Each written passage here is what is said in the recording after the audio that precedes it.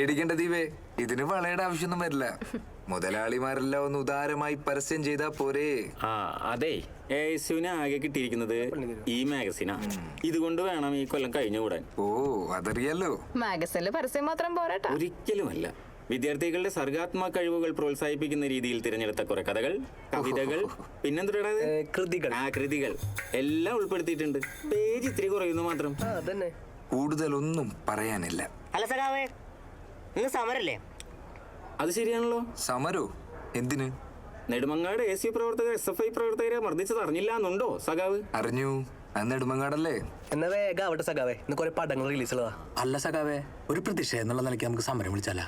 എന്നാ വിളിക്കല്ലേ? വിളിക്കാം.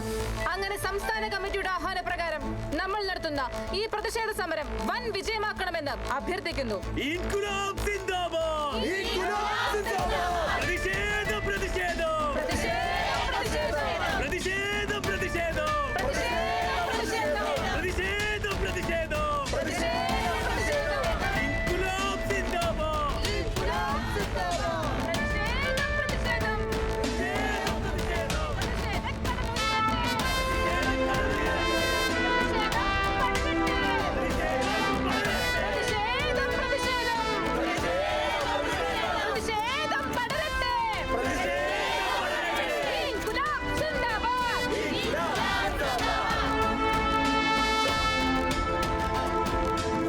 സഖാക്കളെ, പ്രതിഷേധത്തിന്റെ പേരിൽ SFI കേരളമൊട്ടാകെ സമരം പ്രഖ്യാപിച്ചിരിക്കുന്നു.